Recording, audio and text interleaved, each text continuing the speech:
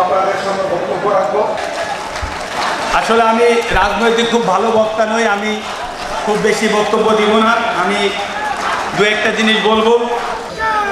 স্মরণ করছি হাজার বছরের শ্রেষ্ঠ বাঙালি জাতির পিতা বঙ্গবন্ধু শেখ মুজিবুর রহমানকে। স্মরণ করছি বঙ্গমাতা শেখ ফজিলাতুন্নেসা মুজিব সহ বঙ্গবন্ধুর পুরো শহীদ পরিবারকে। স্মরণ করছি শহীদ বীর মুক্তিযোদ্ধা এবং 2 লক্ষ সাম্বম হারানো মা বোনদেরকে। এবং সেই সাথে শ্রদ্ধার সাথে স্মরণ করছি বাংলাদেশ আওয়ামী যুবলীগের প্রতিষ্ঠাতা সভাপতি শেখ ফজলুল হক মনি, যার নেতৃত্বে বাংলাদেশ আওয়ামী যুবলীগ সারা বাংলাদেশে গঠন হয়েছিল। আজও সেই যুবলীগ দুর্বার গতিতে এগিয়ে চলছে। আজ আমাদের বন্ধু আছে, এখানে প্রার্থী আছে, বন্ধু, কেউ অনেক বড় ভাই আছে। দীর্ঘ 28 বছর পরে আজ সম্মেলন হতে যাচ্ছে। হয়তোবা দুইজন হয়তোবা আজকে এই সম্মেলনের মধ্যে দিয়ে বের হয়ে আসবে, কিন্তু আমি যতটুকু জানি যে প্রার্থী প্রায় 20 জন বা তারও বেশি আছে। আমি বিশ্বাস করি যে 2 জন নেতৃত্ব আমাদের চেয়ারম্যান মহোদয় এবং সাধারণ সম্পাদক মহোদয় বেছে নেবেন, সেই 2 জন আর যে কয়জন না হতে পারবে তাদেরকে নিয়ে একসাথে পথ চলবে এবং মাননীয় প্রধানমন্ত্রীর জন্য এই নড়াইল জেলার সবখানে কাজ করে যাবে। এবং সেই সাথে এটাও অনুরোধ করব, যারা হতে পারবেন না তাদেরও দায়িত্ব আছে যে 2 জন নেতৃত্বে আসবে তাদেরকেও সহযোগিতা করার। আমি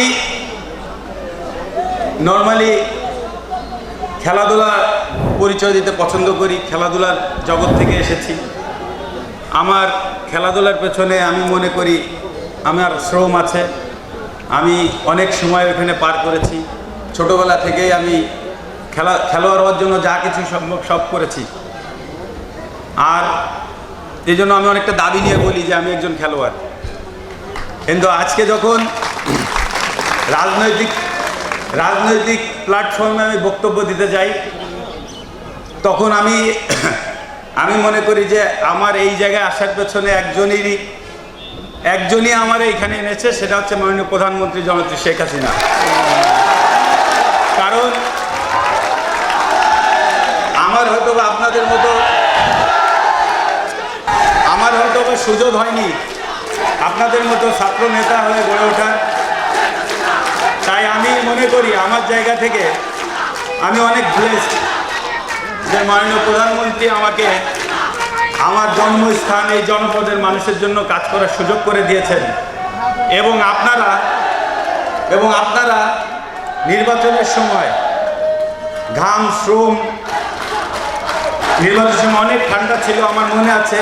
সমস্ত কিছু আপনারা কষ্ট করে আমার জন্য আমাকে নির্বাচিত করেছেন, এই জন্য আমি আপনাদেরকে ধন্যবাদ জানাচ্ছি। তাই আমার দায়িত্ব আপনাদেরকে সহযোগিতা করা। আমার এই দলটি মাননীয় প্রধানমন্ত্রীর, আমরা সবাই ওনার জন্য কাজ করছি। আমাদের দায়িত্ব মাননীয় প্রধানমন্ত্রী অ্যাপ্রক্সিমেটলি 78 বছর বয়স। এখন আমাদের দায়িত্ব হচ্ছে ওনার কাজগুলোকে সহজ করে দেওয়া। আমি বিশ্বাস করি যে নেতৃত্ব গড়ে উঠবে তার ভেতর দিয়ে মাননীয় প্রধানমন্ত্রীর জন্য যা যা করণীয় আপনারা করবেন। এবং আমার তরফ থেকে যতটুকু সহযোগিতা, আমি কথা দিচ্ছি ইনশাল্লাহ আমি আপনাদের সাথে থাকব। নেতৃত্ব অনেকে বলেছেন, কারণ এখানে যুবলীগের 28 বছর আগের সভাপতি এখানে উপস্থিত আছেন, জনাব নিজামুদ্দিন খান নীলু। উনি বলেছেন, আমাদের মুক্তি ভাই বলেছেন, আপনার সবাই বলেছে কেমন প্রার্থী। আমি মনে করি আমি না বলাটাই শ্রেয়, কারণ যুবলীগ প্রার্থী কেমন হবে সেটা আমার মনে হয় যুবলীগ প্রতিষ্ঠাতা সভাপতির সন্তানকে এবং তৃণমূল থেকে বেড়ে ওঠা সাধারণ সম্পাদককে আমার বলার প্রয়োজন নাই যুবলীগের নেতৃত্ব কিভাবে করতে হবে। আমি শুধু এতটুকুই জানি, নেতৃত্ব গুণের কথা যদি বলি বা নেতৃত্ব শেখার কথা যদি বলি, আমি মনে করি যুবলীগ আমাদের এই 28 বছরের নেতৃত্ব অবশ্যই ছাত্রলীগকে গাইড করবে। এই ছাত্রলীগই একদিন অবশ্যই যুবলীগে আসবে। তা যুবলীগের স্মার্ট যুবলীগ, মানবিক যুবলীগ গড়ে ওঠার জন্য শুধু নিজেরা কাজ না, অবশ্যই আমাদের ছোট ভাইরা যারা আছে তাদেরকেও গড়ে ওঠানো আমি মনে করি আমাদের দায়িত্ব। তারা একসময় এই প্ল্যাটফর্মে এসে যেন তারা যুবলীগকে দারুণভাবে নেতৃত্ব দিতে পারে। আর নেতৃত্বের বিষয়টা আমার মনে হয় না কারো দিকে দেখার প্রয়োজন আছে। সিম্পল একটা উদাহরণ আমার সবসময় মাথায় আসে, সেটা হচ্ছে যে মাননীয় প্রধানমন্ত্রী জননেত্রী শেখ হাসিনার স্বদেশ প্রত্যাবর্তন হয়েছিল 1981 সালে। 1981 সালে উনি যখন দেশে এসেছিলেন তখন উনি জানতেন যে ওনাকে খুন করা হতে পারে। উনি জানতেন যে ওনার সন্তানকে রেখে উনি আসছেন। উনি জানতেন যে ওনার বাবা মা পরিবারের সবাইকে মেরে ফেলা হয়েছে, কিন্তু তারপরে উনি এসেছেন। ওনার লাইফের রিস্ক থেকে ইম্পর্টেন্ট ছিল ওনার দুইটা সন্তানের লাইফের রিস্ক নেওয়া। উনি তারপরও এসেছেন, এসে কিন্তু নেতৃত্ব পাননি। এমন না যে উনি এসেই নেতৃত্ব পেয়েছেন, এসেই উনি সব কিছু সিকিউরিটির ভেতরই থেকেছেন। উনি দিনের পর দিন, রাতের পর রাত ট্রেনে, বাসে, হেঁটে বাংলাদেশের সমস্ত জায়গায় উনি গিয়েছে। স্বৈরাচারী আন্দোলন থেকে শুরু করে সব আন্দোলনের নেতৃত্ব দিয়ে প্রায় দীর্ঘ 15 থেকে 16 বছর পরে এসে উনি নেতৃত্ব পেয়েছে, মানে বাংলাদেশের প্রধানমন্ত্রী হয়েছে। তো নেতৃত্ব গুণ কি সেটা আমার কাছে মনে হয় সিম্পল এই 81 থেকে 96 পর্যন্ত যদি আমরা ফলো করি তাহলে নেতৃত্ব গুণের প্রপার চিত্রটা আমাদের চোখের সামনে আসলে চলে আসবে। তাই আমি আর বেশি কিছু বলতে চাই না। আমার সমস্ত প্রার্থীর প্রতি শুভকামনা থাকলো।